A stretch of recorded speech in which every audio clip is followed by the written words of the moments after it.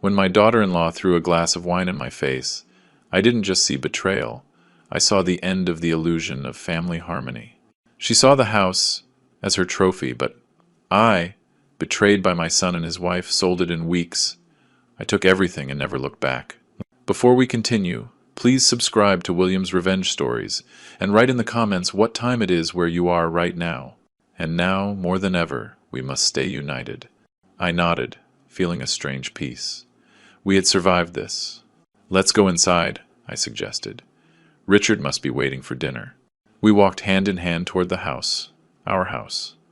The future was uncertain, but as long as we had each other, we could face any challenge. And so, the man who had faked a collapse one morning to discover a terrible truth now walked firmly into a new chapter of his life.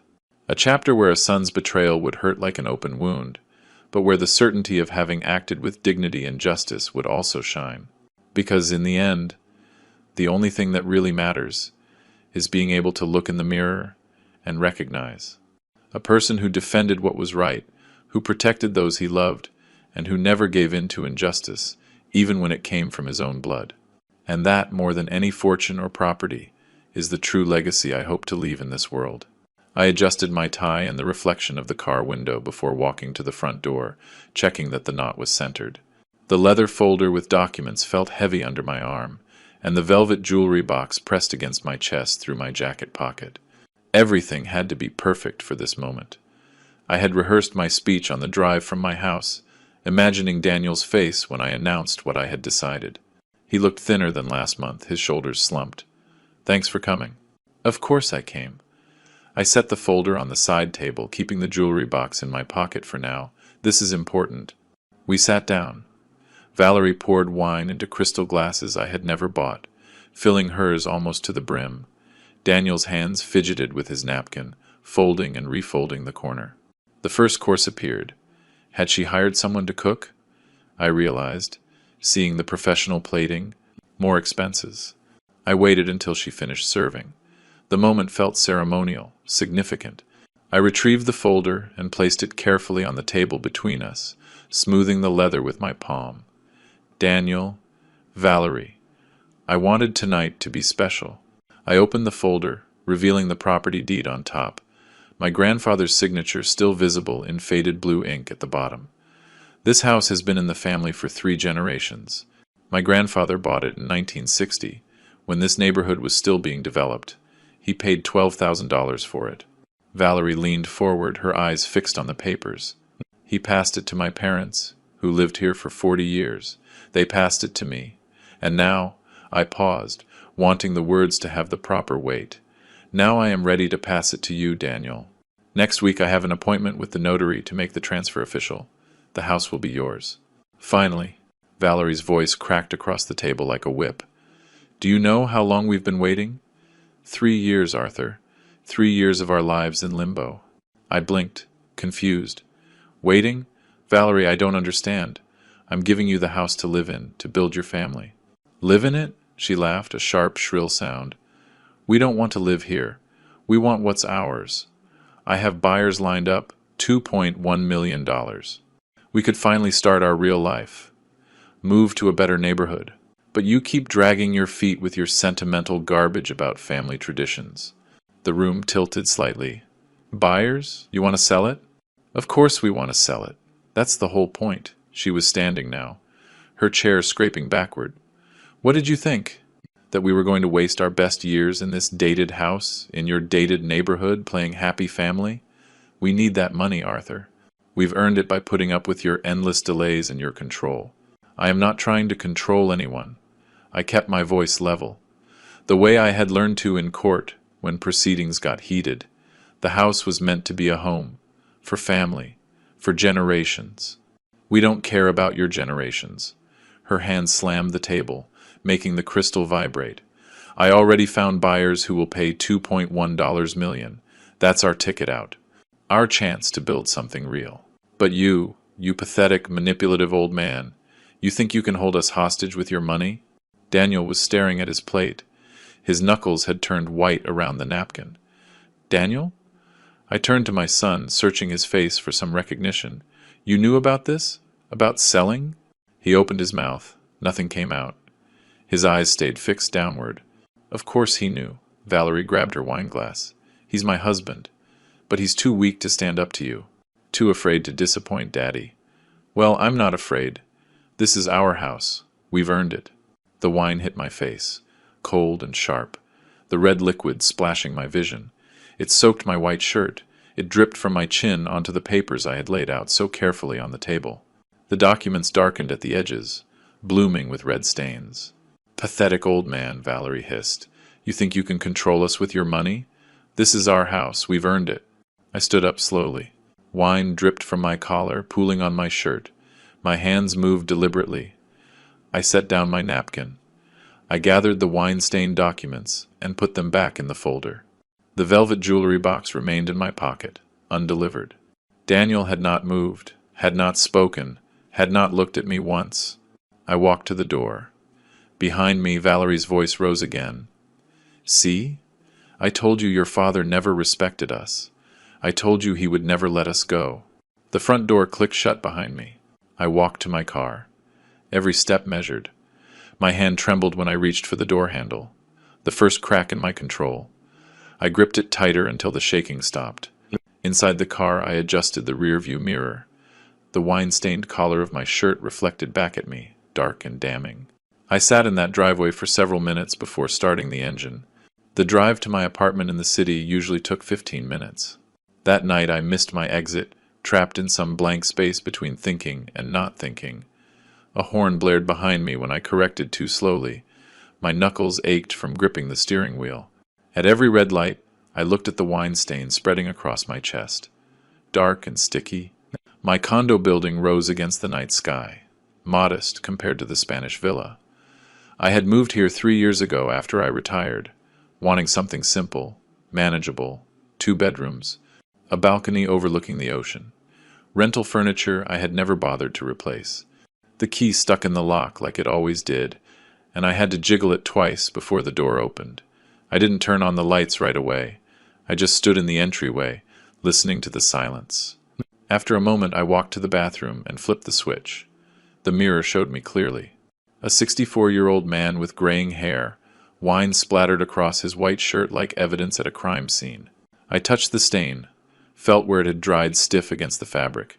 I traced the edge with one finger. My reflection stared back. When had I gotten so old? I couldn't sleep. The wine was completely dry now. The shirt was uncomfortable and tight. I should have changed. I should have thrown it in the wash, but I didn't. Instead, I walked to the balcony and sat in the wicker chair I had bought at a discount store. Below, the ocean moved in the darkness. Waves I could hear, but not see. The wine stain felt like a brand. I kept touching it, confirming it was real. 3 years ago, Daniel had come to my retirement party at the courthouse. 30 years on the bench. They had given me a plaque and a speech about justice and fairness. Daniel had pulled me aside near the end, away from the others. Dad, I know this is a lot to ask, but Valerie and I have hit some financial turbulence. Bad timing on an investment. Could we stay at the house in the wealthy suburb? Temporarily? Just until we get back on our feet. 6 months? Maybe a year? I had said yes before he finished asking. Of course, son. That's what family is for. Don't worry about rent. Just focus on getting stable. I'll keep handling the property taxes and insurance. He had hugged me, thanked me, said I was saving them. 6 months turned into a year, and then 2 years. I never asked when they were leaving because I didn't want them to. I liked knowing they were in the house my grandfather built, keeping the family legacy alive. The second year, Daniel called on a Tuesday. Dad, Valerie has this incredible business opportunity. We just need $25,000 to get started. It's going to be huge. She already has clients lined up. I wrote the check that afternoon, drove to the villa to give it to him personally.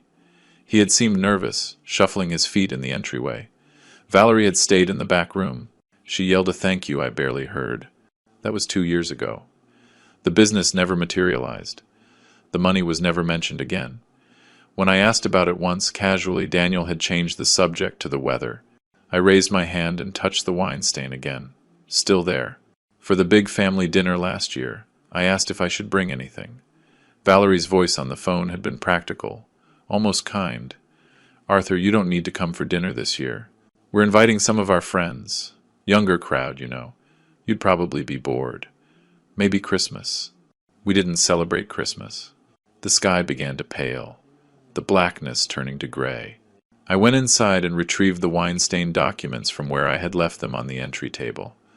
I spread them out on my small dining table. Property deed, transfer forms, insurance records. I had been paying $18,000 a year in property taxes, $4,500 on insurance, utilities, maintenance. 3 years of it, plus the $25,000 loan, $115,000, roughly. And they had already found buyers. $2.1 million, she had said. They had already found them. While living in my house for free, spending my money on imported wine and designer clothes and furniture I had never approved. They were never grateful. They were waiting for me to be generous enough to let go completely, waiting for me to transfer the deed so they could cash out. 3 years of my life, and I was nothing but an obstacle to their real estate transaction. Daniel hadn't said a single word, not when she threw the wine, not when she called me manipulative, not when I left. He had just sat there, staring at his plate, choosing her over me, without even having the courage to admit what he was choosing. The sun came up completely. I stood and went back to the bathroom mirror. The wine stain on my collar looked almost black in the morning light. I studied my face again, the lines around my eyes, the gray in my hair. I had spent 3 decades on the bench, weighing evidence, applying the law, delivering justice. I knew the difference between mercy and being a fool.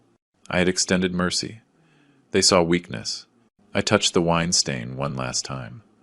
Then, slowly, I unbuttoned the shirt. I folded it carefully, precisely, the way I had folded my judge's robe at the end of every day. I placed it in the bottom drawer of my dresser, evidence not to be discarded. Then I opened my laptop and sat at the dining table. The wine-stained property documents were spread before me like case files. It was time to apply the law. The laptop screen glowed in the pre-dawn dark. I opened a blank spreadsheet and titled it Evidence XLS, a habit from my court days when every case needed documentation, categorization, proof. The next 2 weeks passed in a methodical analysis. My small dining table transformed into a workspace. Documents spread in organized piles. Yellow legal pads covered in numbered lists. My laptop perpetually open to state property law websites. I worked the same way I had for 30 years on the bench. Systematically, thoroughly. Emotion-clouding judgment was not an option. First, the property documents. I examined every page. The original deed from 1960. My grandfather's signature in faded blue ink. The transfer to my parents in 1978. The transfer to me in 1990, 3 years after my father passed. Every document bore a single name. My name. Not Daniel's, not Valerie's, just mine. The property tax receipts told their own story. $18,000 per year. For 3 years. $54,000 total. All paid from my retirement account. I found the insurance policies. My name, my payments, $4,500 annually. Another $15,000 over 3 years. Utility bills, all in my name. Roughly $7,000 a year, $22,000 more. Then the loan. I located the cash check, $25,000. On the memo line it read, "For Valerie's business project." I remembered Daniel's voice on the phone that day, excited, promising it would be huge. The business never materialized. The money never came back. It was never even mentioned. I entered every number into the spreadsheet, double-checking against the receipts. The keyboard clicked steadily in the silent apartment. When the final tally appeared, $115,000. I stared at it for a long moment. Then I saved the file and closed the laptop. The legal research took another 3 days. The state statutes were unambiguous.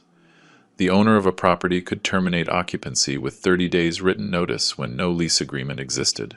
I read the statute 4 times. I highlighted the relevant passages.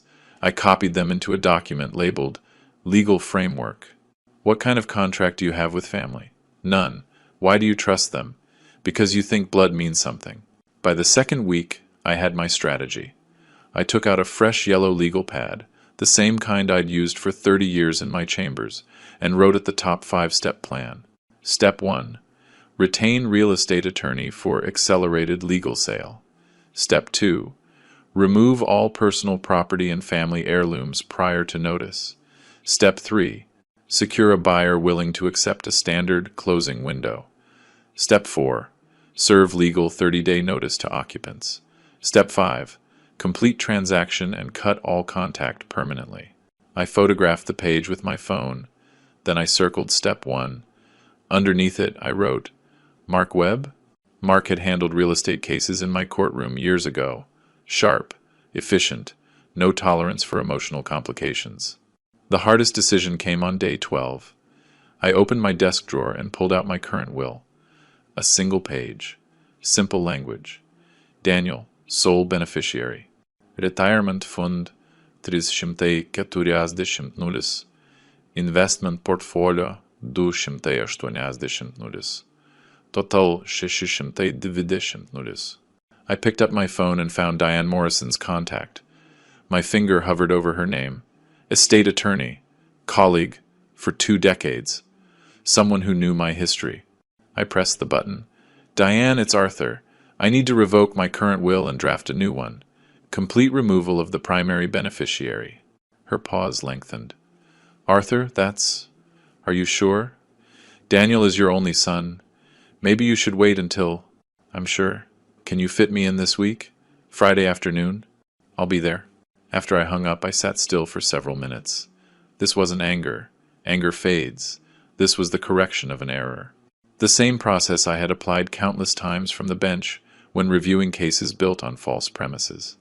On the evening of the 14th day, I called Daniel's number. It rang 4 times. Went to voicemail. I hung up and redialed. Voicemail. 3rd call. 4th call. Each rejection noted mentally like accumulating evidence. On the 5th try, he answered. Dad, look. I've been meaning to call. I need to pick up some documents from the house. I'll be there on Wednesday at 10 a.m. Please be home. Documents? What documents? Dad, I'm sorry about Valerie. She was upset. She didn't mean. Wednesday, 10 a.m. I ended the call and set the phone down with deliberate care, the same way I closed case files after delivering the final judgment. My hand didn't tremble this time. The shaking from 2 weeks ago was gone completely, replaced by something colder and more durable. I looked at my reflection in the darkened laptop screen. For 30 years, I had maintained composure in court while delivering life-changing sentences. I had mastered the ability to speak with absolute authority, to make people understand just from my tone that the discussion was over and the decision was made. Daniel heard it. That shift, 3 years of softness, patience, fatherly indulgence, erased in 8 words. He knew something fundamental had changed. Good. He should. They both should. I opened my desk drawer and looked at the wine-stained shirt, folded precisely where I'd placed it 2 weeks earlier. Evidence. Still preserved. Not for sentiment, but for principle. The stain had darkened to almost black. Permanent. I closed the drawer and returned to my yellow legal pad. Next to step 1, I wrote, Mark Webb, Monday 9 a.m., and underlined it twice. Monday morning, I dressed as I used to for court. Pressed white shirt, navy tie, charcoal suit jacket. In the bathroom mirror, I straightened the knot until it was perfectly centered. This wasn't casual business. It was a professional engagement. Appearance mattered. I organized the documents in my briefcase by category: property deeds, tax receipts, utility bills, the $25,000 cashed check. The wine-stained leather folder from the dinner went on top. The stains had faded to a brown, but they were still visible. A reminder of why I was doing this. Mark Webb's office occupied the 3rd floor of a building downtown, 10 minutes from the Spanish Villa. The waiting room had modern furniture and walls lined with real estate law books, spines perfectly aligned. Professional, organized, exactly what I needed. Mark came out of his office at 9 a.m. on the dot. Mid-40s, expensive suit, firm handshake. Judge, good to see you again. Retired judge, I corrected. And now just Arthur. His office overlooked the main avenue. I sat across from his desk and opened my briefcase, laying out the documents one by one. Property deed, tax receipts organized by year, insurance policies, utility statements, the cashed check, each document placed deliberately, creating a visual map of the evidence. I own a house in this neighborhood, I began, using the same tone I'd used for opening statements. My son and his wife have occupied it rent-free for 3 years. No lease exists. It's family. 2 weeks ago, they made their intention clear to sell the property immediately upon transfer and divide the proceeds. I have decided to sell it myself. Mark leaned forward, examining the deed. Registered solely in your name, correct? Inherited from my parents. 5 owners. No liens. No encumbrances. He reviewed the tax receipts, nodding. You've maintained all financial obligations. Every payment for 3 years. Property taxes, insurance, utilities. They have paid nothing. I slid the spreadsheet across his desk. Total financial contribution from me, $115,000. Mark studied the numbers. Then he looked up. Mr. Arthur, legally, you are in an absolutely strong position. The house is yours. No lease exists. I assume because it's family. Correct. No formal agreement. They asked to stay temporarily 3 years ago. I agreed. Then under state law, they are occupants without a contract. You can sell the property at will. You are only obligated to provide 30 days written notice before they must vacate. The confirmation settled something in my chest. Not satisfaction exactly, but validation. My research had been accurate. The law was on my side. I want this handled discreetly, I said. No advance warning. Find a buyer, secure the deal, then notify them. Mark tapped his pen on the desk. Understood. A typical closing takes 60 days. We'll need that time for title search, inspections, paperwork. You will serve the notice 30 days before closing. That complies with the law and gives them minimal time to interfere. Your fee? Full representation through closing. $8,500. Acceptable. When can we start? I'll draft the listing agreement today. We can have the property on the market by the weekend. He paused. One question. Personal property in the house. Furniture. Belongings. Any concerns there? I had anticipated this. Significant concerns. The house contains valuable pieces that belong to my parents. An antique dining set, roughly $12,000. A collection of rare books. Another $7,000 or $8,000. Paintings. My grandfather's stamp collection. I need to remove them before the sale. You have every right to remove your personal property, but given the tension, I'd recommend doing it carefully. Perhaps hire professionals? Already planned. I'm handling it this week. We shook hands. I left his office with a signed representation agreement and a clear timeline. 60 days to close. 30-day notice to occupants. 90 days total until I never had to see that house. Or them. Again. I spent the next 2 days preparing for the Wednesday visit. I made lists of every valuable item I could remember in the house, particularly in my old study. The room Daniel and Valerie had avoided because it contained old things. My grandmother's mahogany dining set with 8 chairs. My father's law library. First editions of historic cases.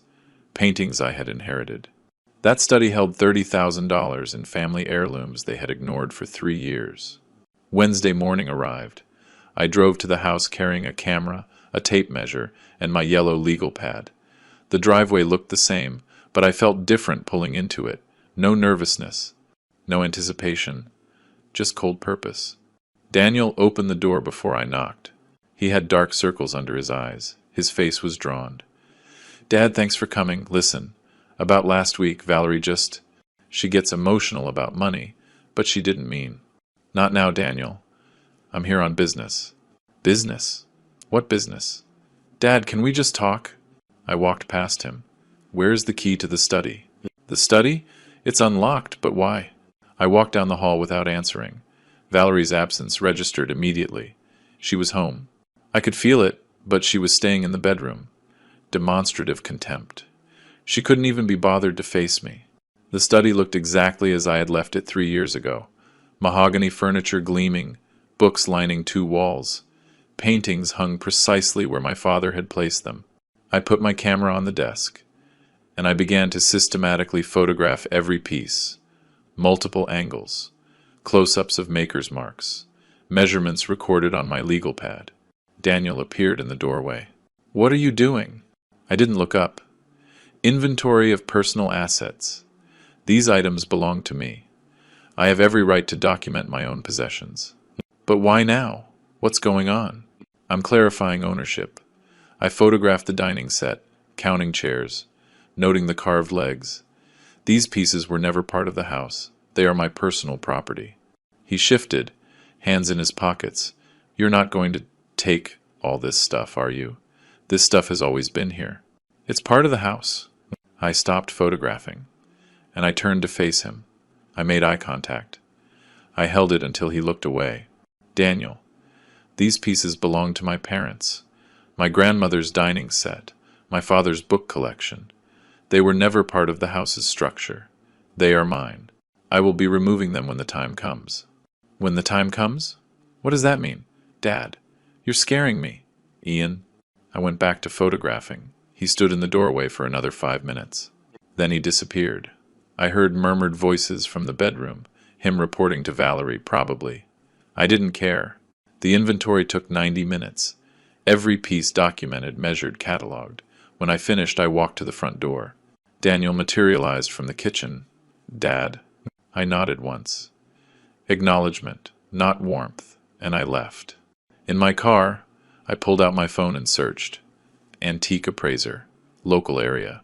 The top result showed 4.9 stars, 200 reviews, timeless treasures. Owner, Ruth Castellano. Specialized in estate appraisals and furniture authentication. I drafted an email. "Miss Castellano, I require a professional appraisal of antique furniture and rare books at a property in the neighborhood. Items include an early 20th century mahogany dining set, a collection of first edition legal texts, and various heritage pieces. I may also need assistance with careful removal and storage. Available next week. Arthur." I reread it. I deleted "my son and his wife currently live there" and replaced it with nothing. Sent. Driving home, my phone pinged. Ruth's reply. "Mr. Arthur, I'd be happy to assist with your appraisal. I can schedule a visit next week. Would Tuesday morning work for you?" I pulled over and typed. "Tuesday at 10 a.m. I will coordinate with the current occupants." Not my son. Occupant. I sent the message and pulled back into traffic. Heading for my apartment. Step 2 was moving exactly as planned. The following Monday morning, I arrived at the house 10 minutes before Ruth. I had told Daniel it was a professional appraisal for insurance purposes. Plausible, not alarming. He had agreed nervously over the phone, promised he and Valerie would stay out of the way. Ruth's van pulled into the drive at 10 a.m. exactly. She stepped out wearing simple linen trousers and a crisp white blouse, her silver hair pulled back in a sleek, low bun. She carried a leather tool case in one hand and a tablet in the other. Everything about her movements suggested quiet competence. No rush, no hesitation. Daniel opened the door before we reached it. "Good morning. You must be the appraiser." He extended his hand. Ruth shook it briefly. "Ruth Castellano. I'm here to assess heritage pieces for Mr. Arthur. Professional, polite, nothing more." Valerie appeared behind Daniel, dressed carefully, in a way that suggested she had spent time preparing. "Hi, I'm Valerie, Daniel's wife. We live here." She smiled, extending her hand with exaggerated warmth. "It's such a beautiful home, isn't it?" Ruth's handshake was even shorter. "Ruth Castellano." Then she turned to me. "Shall we begin, Mr. Arthur? I'd like to examine the mahogany set first while the morning light is optimal." Valerie's smile faltered. I led Ruth to the study, leaving Valerie standing in the hallway, dismissed not with rudeness, but with professional focus. In the study, Ruth set down her case and pulled out a pair of white cotton gloves. She put them on before she touched anything. The gesture impressed me. Reverence for the objects. Respect for preservation. She ran her gloved hand along the edge of the dining table, examining the carved details. Then she knelt, using her phone's flashlight to check for maker's marks underneath. Caribbean mahogany, she said softly, her fingers tracing the wood grain. Hand-carved details. Original finish. You can see the joinery technique here. 1,920 seconds craftsmanship. She pulled out a small jeweler's loupe, examining the carving more closely. Pre-revolutionary Cuban work. This is extraordinary. It was my grandmother's, I said. She brought it from Havana in 1959. Ruth Mamiru. Then it's not just valuable monetarily, it's irreplaceable. She photographed the set from multiple angles, tapped notes into her tablet. Current market value, $15,000 to $18,000, possibly more to the right collector. But I suspect you're not interested in selling. Not yet. She moved to the bookshelves, running a gloved finger along the spines. When she reached my father's legal collection, she paused. She carefully removed one volume. First edition, Blackstone's Commentaries, 1,803. She opened it at the spine's natural breaking point. Photographed the title page. Remarkable condition. The binding is original. Sheepskin. My father's prize piece. He had excellent taste. This is $3,000 minimum, possibly $5,000 to the right collector. She continued examining books, handling each with the same careful respect. Valerie appeared in the doorway. So, what's it all worth? Her voice had a calculating edge. Just curious. Ruth didn't look up from the book she was photographing. My report goes to Mr. Arthur. If he chooses to share the details with you, that is his decision. Professional boundary set.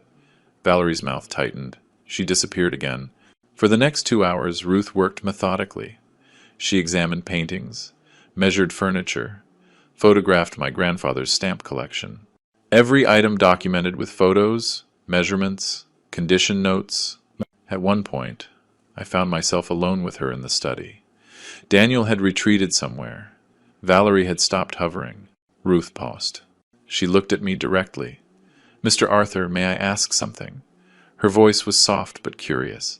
Why are you appraising your own possessions in what appears to be your own home? I hesitated.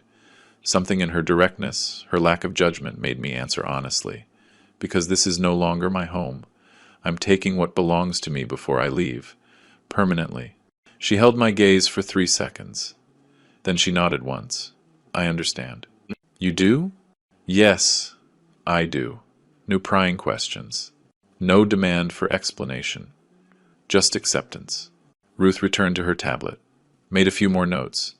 Then you will need help removing these pieces. They are fragile, valuable, and based on the tension I'm sensing here, you'll want this done discreetly, quietly. Am I correct? Very correct. I have a professional team. We can do it in 1 day when the house is empty. Climate-controlled truck, proper equipment, secure storage. She looked at me. If you trust me. I studied her face, the quiet intelligence in her brown eyes, the steadiness of her posture. 3 years of manipulation had taught me to recognize genuine transparency. I saw it here. How much? $3,000 for the move and the first month of climate-controlled storage. If you later decide to sell through my gallery, I charge the standard 20% commission. No pressure to sell. No hidden fees. She stated the terms without hesitation. Clear, direct. That seems fair. Ruth nodded. I'll need 1 day's notice to arrange the team. You tell me when. We moved to the living room to finish the assessment. When Ruth completed her work, she handed me her business card. Simple, elegant design. Timeless treasures. Ruth Castellano. Estate appraisals and authentication. At the door, she paused. Mr. Arthur, I don't know your full story. I don't need to, but I recognize someone protecting what is rightfully theirs. That takes courage. Or stubbornness. She smiled slightly. Sometimes they are the same thing. After Ruth left, I drove back to my apartment. That evening, an email arrived. I opened the attachment, a full PDF report. Every item photographed, appraised, with detailed condition notes and market values. Completely professional. Then I scrolled to the bottom. A handwritten note. Scanned. If you ever need someone to just talk to, my door is open. I know what betrayal from loved ones feels like. I survived it. You will too, Ruth. I stared at that note for several minutes, Someone saw it. Someone understood. For the first time in weeks, the cold determination inside me thawed. Slightly. It wasn't weakness, just the recognition that I wasn't completely alone in this. I picked up my phone, started to type a reply. Then I stopped, put the phone down. I walked to my balcony overlooking the ocean. The waves moved in the darkness below. Ruth's words echoed. I survived it. You will too. Maybe I would. 2 weeks later, Mark called. Arthur, I have good news. A couple from up north, nearing 60, looking for a retirement property in the state. They love the Spanish architecture. They're offering $1.82 million. That's below market, I said, even though I knew it didn't matter. By $30,000? Yes, but they're waiving inspection, paying cash, willing to close in 60 days. It's a clean deal. I'll take it. Excellent. Come in tomorrow to sign. I'll prepare the official notice for Daniel and Valerie. They'll receive it on Monday. Immediately grab the Mia hooch. Can you move everything this Saturday? Before the notice is delivered? Absolutely. I'll arrange it. Then I dialed Daniel. He answered on the third ring. Dad, I need to pick up personal items from the house on Saturday. I'll have a moving truck from 9 a.m. to 3 p.m. It would be easiest if you weren't there. Personal items? What items? Dad, I don't understand. I heard movement, then Valerie's voice breaking in. She had grabbed the phone. You can't just come here and take our things. This is our home. Valerie, they are my belongings from my house. You will receive a detailed list. Saturday, 9 a.m. I ended the call before she could reply. Saturday morning arrived clear and warm. I got to the house at 8:45 a.m. Ruth's specialized moving truck turned the corner at 9 a.m. exactly, followed by her van. 3 men got out, all in matching uniforms. Professional movers, not day laborers. Ruth carried a clipboard. Daniel opened the door. His face looked drawn. Valerie stood behind him, arms crossed, dressed as if attending a business meeting. They decided to stay, to monitor, to control what they could. Good morning, Ruth said pleasantly. We'll work as quickly as possible to minimize the disruption. She handed Daniel a document. This is the inventory we will be removing. Everything listed was previously documented and photographed as Mr. Arthur's personal property. Daniel took it, his hands shaking slightly. He scanned the pages. 3 pages, single-spaced, photos attached, his mouth opened, closed. Ruth's team started immediately. They moved with practical efficiency. Furniture dollies, protective blankets, careful maneuvering. One man individually wrapped each leg of the mahogany dining chairs. Another used archival boxes for the rare books, placing acid-free tissue between volumes. Valerie followed them, her voice rising. That table has been here for years. It's part of the house. You can't just take it. Ruth turned to her, expression neutral. Ma'am, this furniture is documented as the owner's personal belongings. Each piece was inherited from his parents. You have no legal claim. I'll call the police. Please do. Ruth's voice remained calm. I have the full documentation, the signed inventory, and proper authorization. The officers will confirm we are operating legally. Valerie didn't call. She continued to follow the movers, her protests growing shriller as the truck filled. Daniel remained in the hallway, still as a statue, watching his grandfather's furniture disappear. He looked at me once. I met his gaze. He turned away. The operation took 4 hours. Mahogany dining set, book collection, paintings, tools from the garage, photo albums I had stored in a closet. My father's desk, everything on the list, nothing beyond it. When the last box was loaded, I walked over to Daniel. I handed him a sealed envelope, a complete inventory of everything removed. My parents' furniture, my personal books, my tools, my photographs, nothing that belonged to the house's furnishings. He took it with both hands, ripped it open immediately, scanned the pages looking for something to object to. He found nothing. Dad, why are you doing this? His voice cracked slightly. What are you planning? I looked at him directly. Daniel, 3 weeks ago, your wife threw wine in my face at my own table. You sat there, silent. You let it happen. That told me everything I needed to know about where your loyalty lies. I was in shock. I didn't know what. You had 3 weeks to call, to apologize, to take responsibility.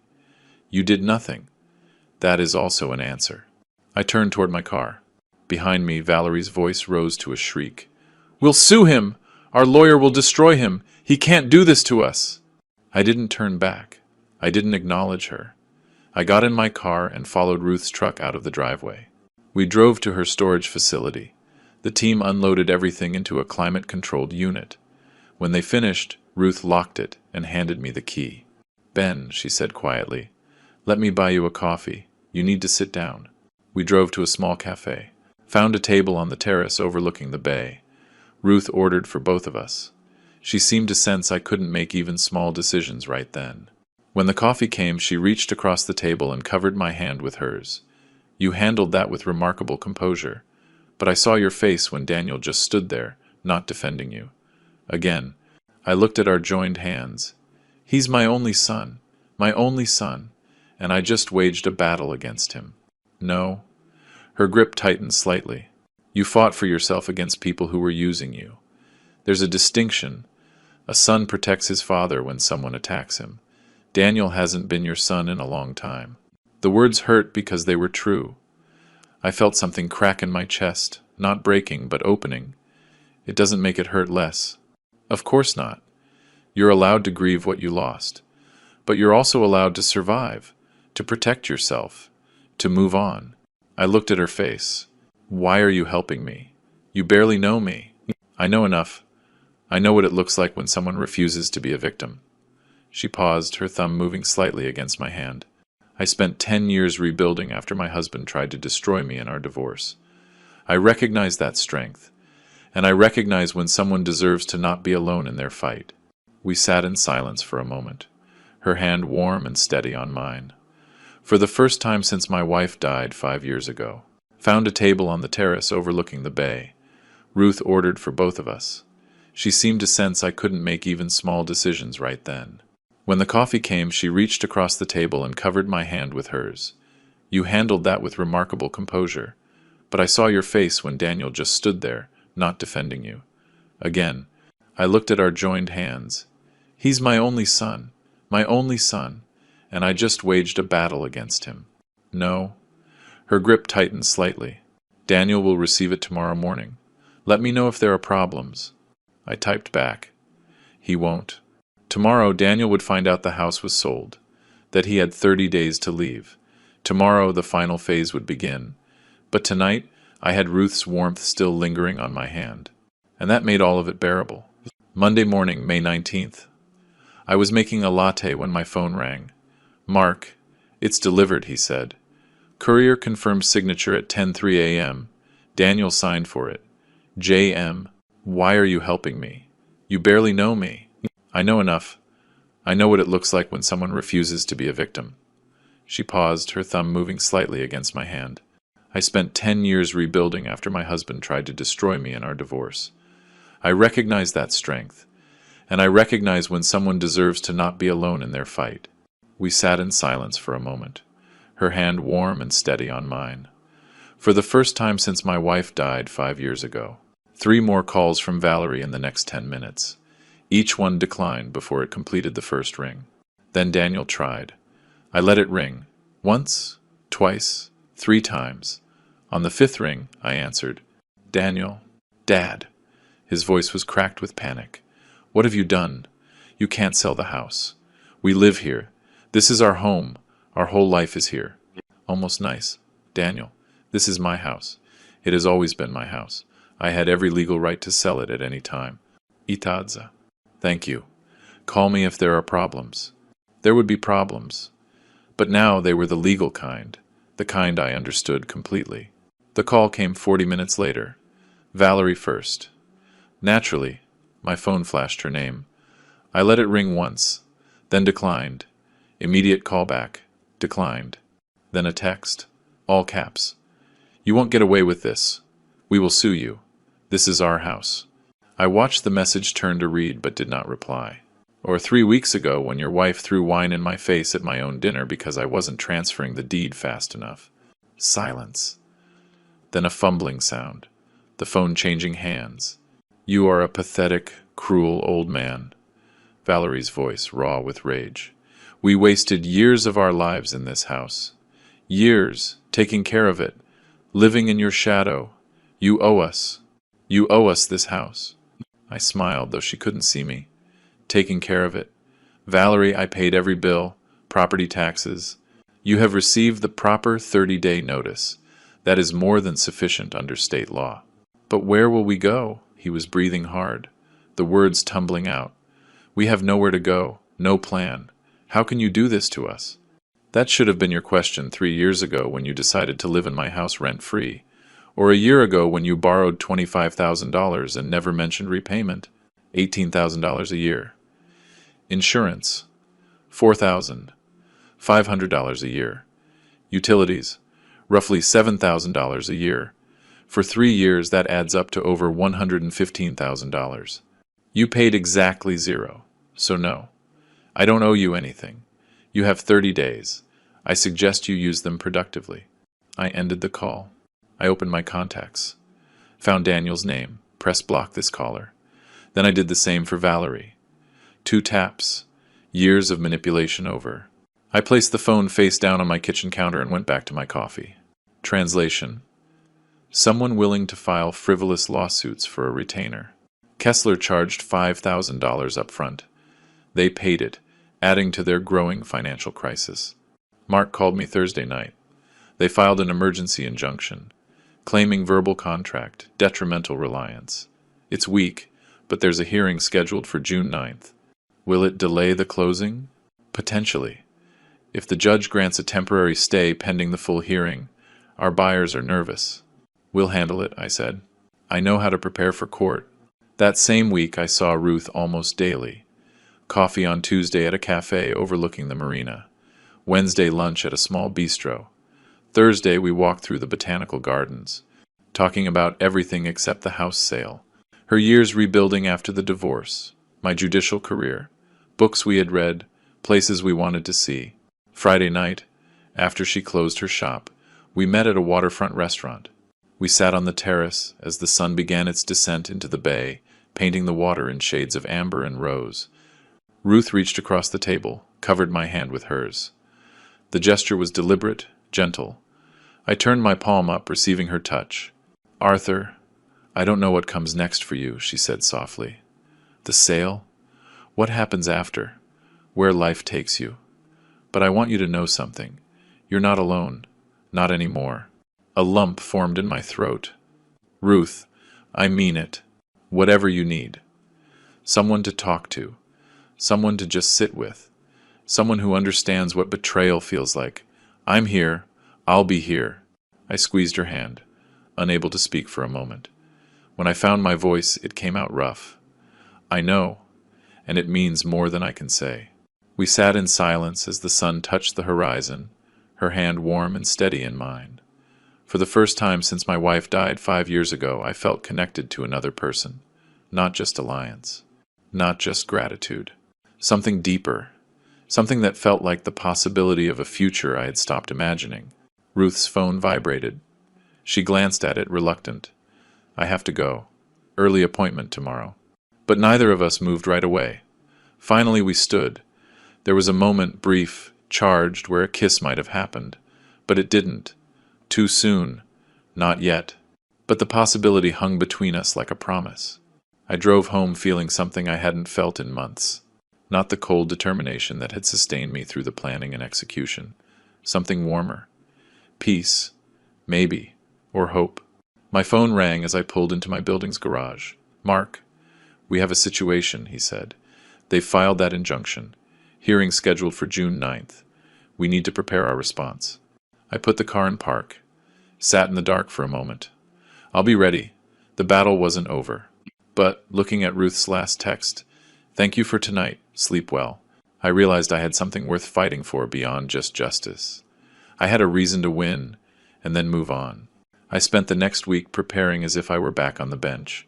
Except this time, I was building the case instead of judging it.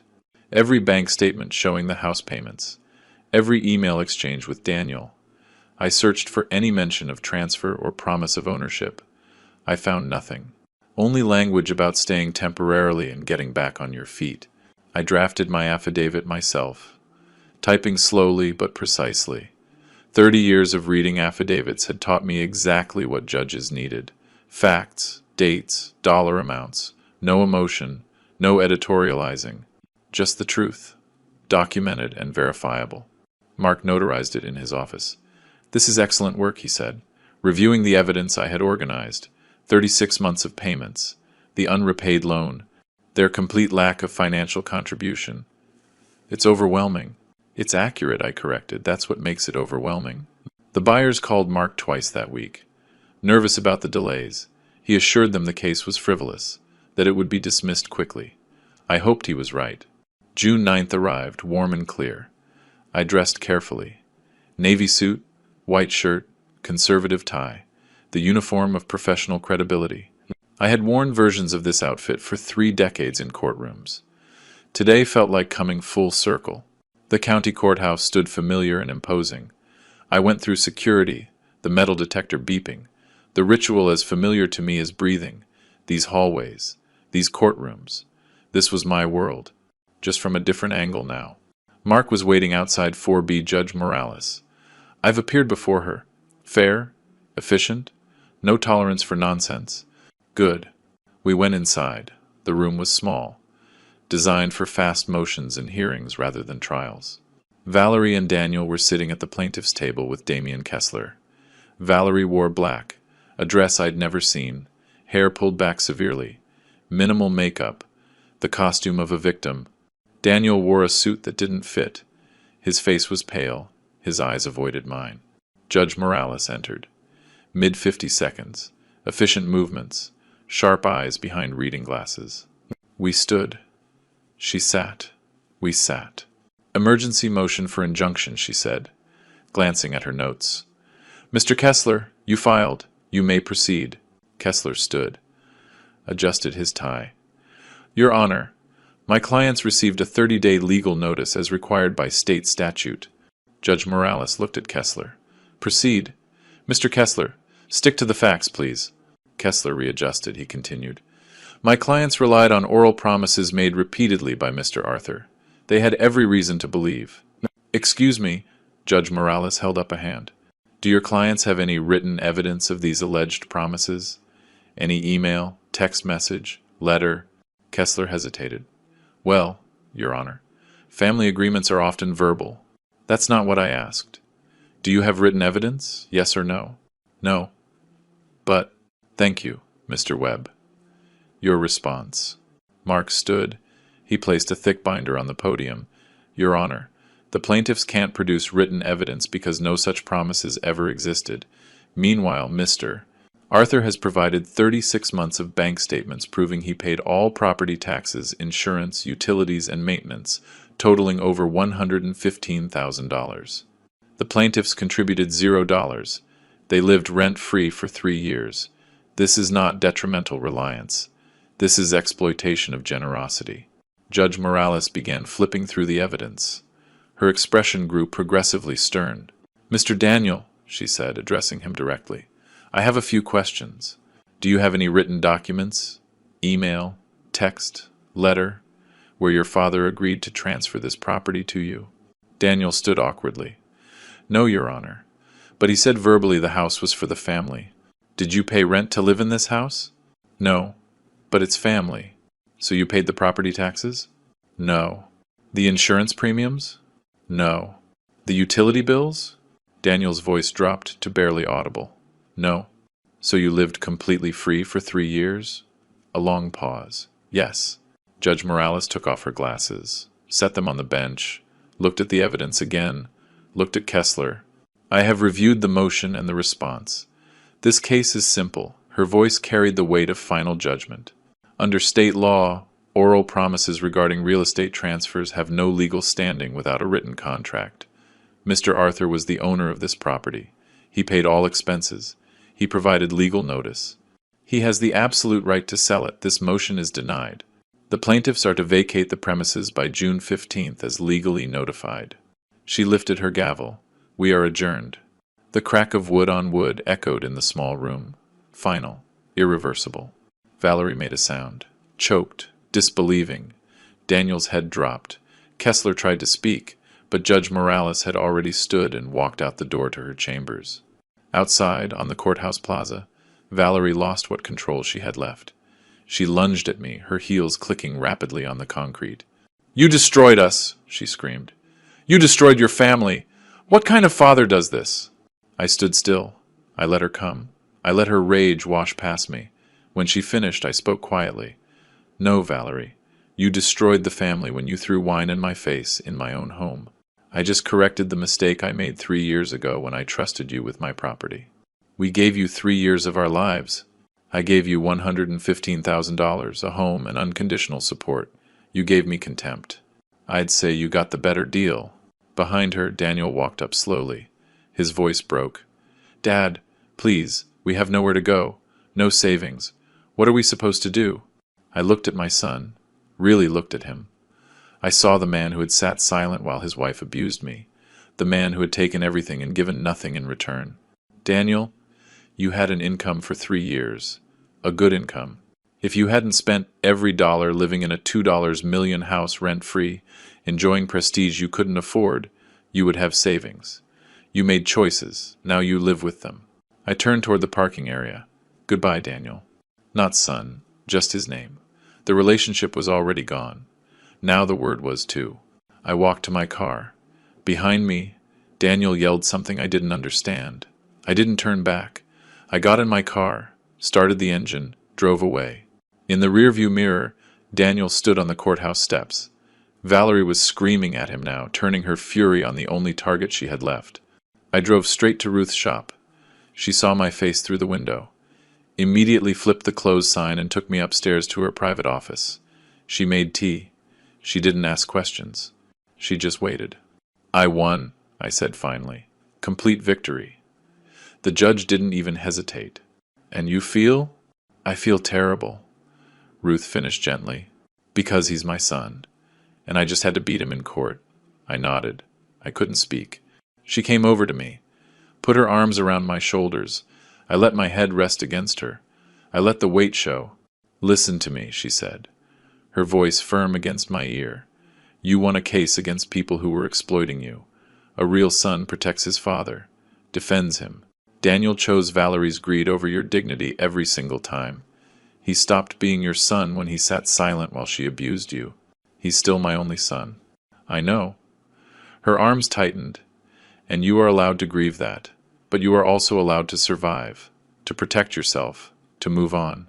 We stood like that for a long time, her strength holding me up. Outside, the afternoon light was shifting toward evening. She finally let go, wiped a tear from my cheek I didn't know had fallen. "Ben," she said, "I'm making you dinner, real food. We'll sit, and we'll eat, and we'll talk about anything except your son and that house." I nodded, managed a small smile. As we walked to her car, my phone vibrated. Text from Mark. "Buyers confirmed. Closing proceeds as scheduled. June 15th, 2 p.m. The end was in sight, but looking at Ruth walking beside me, opening her car door, turning back to look with concern and warmth, I realized something else. The beginning was in sight, too. June 15th arrived bright and clear. I met Mark at his office mid-morning. The closing ceremony was surprisingly mundane for something so significant. Papers spread across the conference table, 4 people reviewing documents in careful silence. Richard and Margaret sat across from me, near 60, excited for their retirement in the state, but maintaining professional composure. Their lawyer reviewed contract clauses. The title company representative verified signatures. Mark guided us through each page methodically. Initial here, sign here, date here. My signature appeared on page after page. The motion became automatic, almost meditative. Every stroke of the pen was a period at the end of a sentence, a door closing, a chapter ending. The wire transfer confirmation appeared on Mark's laptop screen. He turned it toward me. $1.74 million deposited in the account. I nodded. Richard extended his hand across the table. "Thank you, Mr. Arthur. We'll take excellent care of her." I shook his hand. "I'm sure you will." Mark placed the keys in a small envelope, slid them across the mahogany surface. Margaret picked them up, smiled. Something in her expression, pure joy, uncomplicated anticipation, reminded me why houses should be homes, not weapons. That afternoon, county sheriff's deputies knocked on the villa's door. I wasn't there, but Mark called to tell me, Daniel had answered. Officer Martinez, according to Mark's contact at the sheriff's office, had read the official eviction notice in the flat tone of someone who delivered hundreds of these. You have 24 hours to vacate these premises. Valerie had screamed.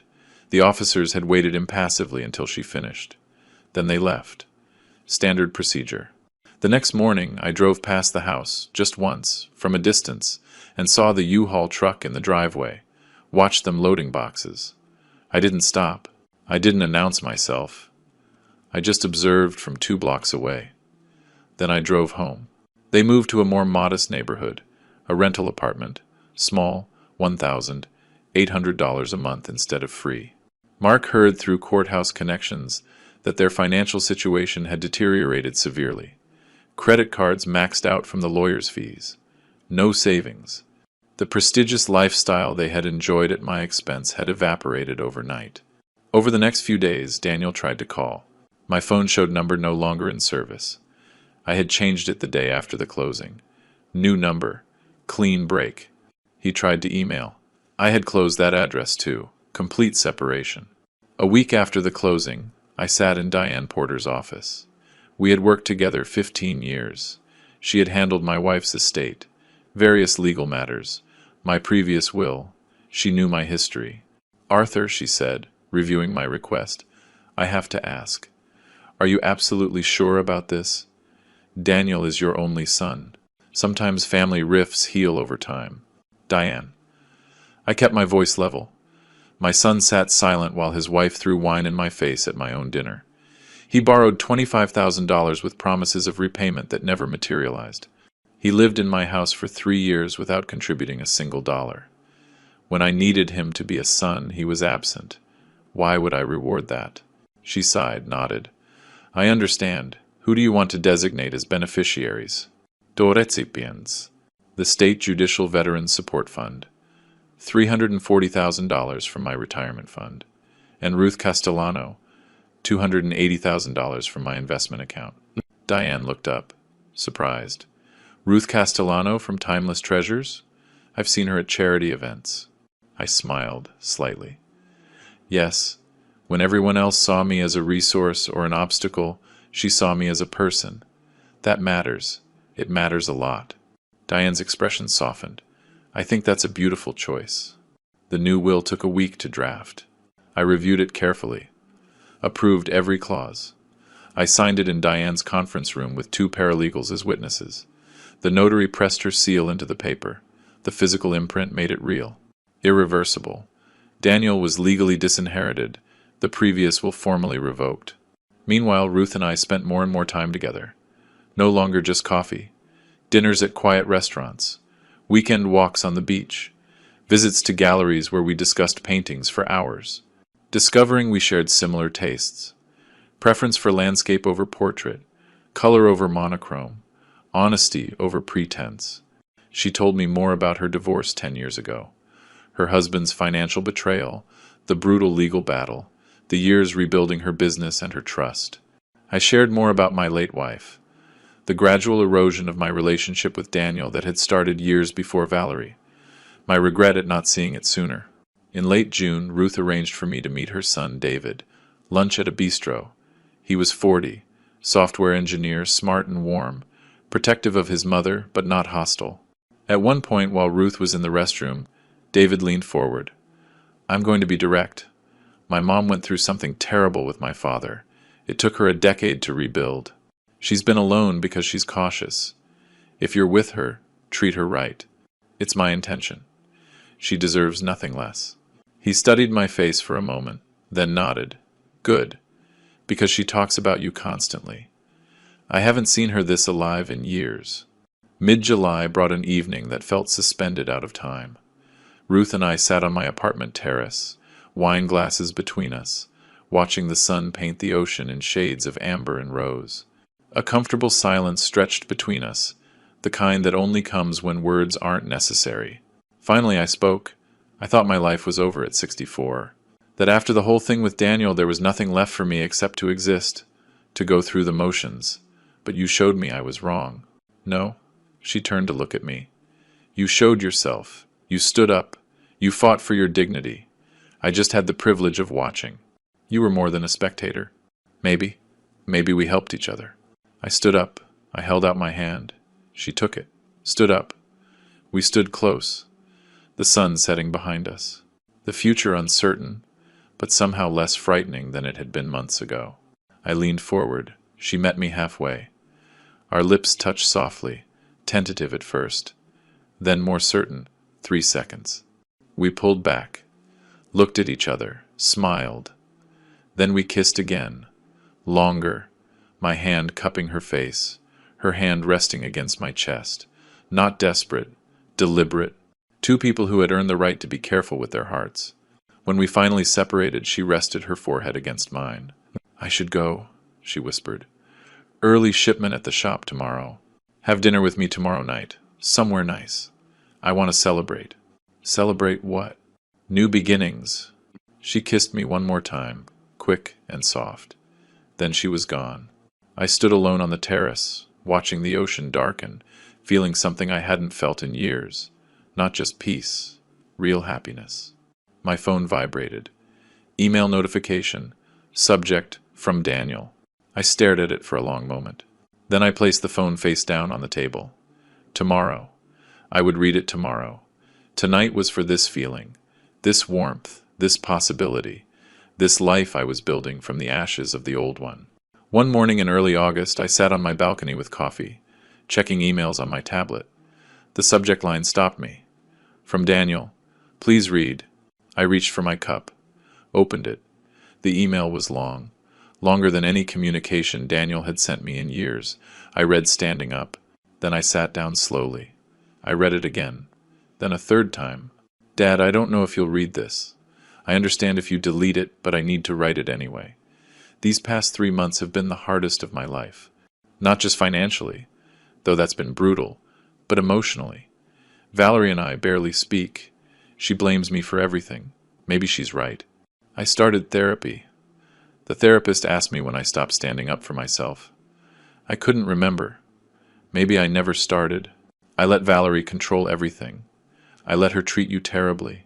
I stayed silent when she threw that wine. I've been a coward. I'm not asking you to forgive me. I don't deserve it, but maybe someday, if you're ever willing, we could talk. Just talk. I miss my dad. Daniel. I walked to Ruth's shop, carrying the tablet like evidence. She looked up from cataloging a collection of antique watches, saw my face, immediately stopped working. I handed her the tablet without speaking. She read it carefully, then looked up. What do you feel? I thought for a long moment. Relief, that he's finally seeing what I saw, and sadness, because recognizing the problem doesn't undo the damage, and freedom, because it's not my job to fix him anymore. No, she said softly. It's not. He's 38 years old. If he's finally growing up, good, but he needs to do it for himself. Ruth nodded, handed me back the tablet. So what will you do? I sat down at her desk, opened my phone's email. I typed slowly, deleted sentences, rewrote. Ruth organized shelves nearby, glancing over occasionally, but not hovering. When I finished, I showed her the phone. Does this sound right? She read, nodded. I pressed send. Daniel, I received your email. I see you're starting to understand what happened. That's good. It's progress. But I need you to know, I need time. Maybe a lot of time. Maybe forever. I don't know yet. What happened fundamentally changed me. I am no longer the father who allowed himself to be taken advantage of, who prioritized peace over respect. I am a person who protects his dignity. If you are truly changing, and I hope you are, do it for yourself. Not to win back my approval, not to get access to my resources, for yourself. Be well. Dad? I placed the phone face down on her desk. Ruth came over to me, put her arms around my shoulders. You handled that perfectly. Then she smiled. Want to take a trip? Get away for a week? We flew to a city in the desert in mid-August, the high desert landscape spreading out below the plain. Red rocks, vast sky, room to breathe. We stayed in a small adobe inn with a courtyard full of hollyhocks and sage. Days spent at the Modern Art Museum, strolling through the gallery-lined street, hikes on trails with views that stretched forever, afternoons at intimate restaurants, nights on the inn's rooftop, under stars more visible than any I had seen in years. One night, lying on woven blankets, the Milky Way splashed above us. Ruth spoke quietly. "You know what I thought my life would be at 62? Quiet, small, the shop, routine, TV dinners, bed, alone but safe. Then you walked into my life." "I walked in with a mess," I said. "Betrayal, pain, furniture that needed to be extracted from a hostile environment." He nodded. "Yes, all of that. And also dignity, strength, honesty. You were fighting for something real, for your own worth. I fell in love with that. With you." I turned to look at her. "I fell in love with the person who saw me, not my bank account. I need to tell you something. When I changed my will, removing Daniel, I named you as a beneficiary. Arshabawan Mayran." She sat up. "Arthur, no. I can't accept. I don't want you to think I'm with you for." I placed my finger gently on her lips. "Stop. It's not about the money. It's about what you represent. You are the only person, besides my parents, who ever treated me as a human instead of a resource to be exploited. I want you to know you matter. You matter more to me than anyone in years." Her eyes filled with tears. "You matter to me too." We returned in late August. Life settled into new rhythms. I sold the remaining antiques through Ruth's shop, earning $45,000. I invested the $1. $74 million from the house sale into a diversified retirement portfolio with a financial advisor Mark recommended. I started volunteering at the Legal Aid Society, offering free consultations to elderly clients. One afternoon, an older woman sat across from me, worry lining her face. "My grandson keeps calling," she said. "He says I should put my house in his name for tax reasons, but something doesn't feel right." "Trust that feeling," I told her. "That's a common manipulation tactic. Your house is your security. Never sign it over unless you fully understand and truly want to." "But he's family. Family should protect you, not pressure you. Real family earns trust through respect, not manipulation." As she left, thanking me profusely, I felt something I didn't expect. Purpose. My pain transformed into protection for others. Ruth expanded Timeless Treasures, hired an assistant, increased inventory. We kept separate residences. We both valued our independence, but we spent 5 or 6 nights a week together. One evening in late August, we sat on my apartment balcony, stars emerging over the ocean, a comfortable silence between us. "Do you ever have regrets?" Ruth asked quietly. "About Daniel, how it all turned out." I was silent for a long time, watching the water. I regret that the son I raised, or thought I raised, disappeared somewhere along the way. I regret I didn't see what was happening sooner, but I don't regret protecting myself. I was a good father, too good. I let myself be taken advantage of. I corrected that, and for the first time in years, I sleep through the night. "That's not regret," she said. "That's wisdom. Maybe they're the same thing." I thought about the strange math of life. I had lost a son, but I had found myself. I lost a house, but I found a home. Not in walls, but in the woman sitting next to me. I lived 64 years thinking I knew what family meant. It turned out family isn't blood. Family is who respects you when it's inconvenient, who stands with you when it's hard, who sees you, not your resources. Valerie was somewhere in a modest neighborhood, in a rental apartment, probably still thinking of herself as a victim. Daniel was there too, finally growing up, possibly too late for our relationship, but hopefully not too late for himself. And I was here, on this balcony, holding the hand of a woman who treated me with dignity. I had won, not because I had destroyed someone's life, but because I had rebuilt mine. I smiled. Ruth smiled back. We didn't say it out loud, but we both knew. This was a real happy ending, not a fairy tale, a real one, where the hero chose himself, protected his dignity, set boundaries. He found love not through rescue or drama, but through mutual respect between two people who had survived betrayal and learned what truly mattered. The ocean moved in the darkness below. The stars wheeled above us. Ruth's hand warm in mine. Justice achieved, life rebuilt, peace earned. I had spent 30 years on the bench delivering verdicts. Now I had delivered one for myself. I deserved better. And I had made it happen. The rest was just living. And that, finally, was enough. If you like this story, please like this video, subscribe to William's Revenge Stories, and share your thoughts on this story in the comments. To hear the next story, click the box on the left. Thanks for watching.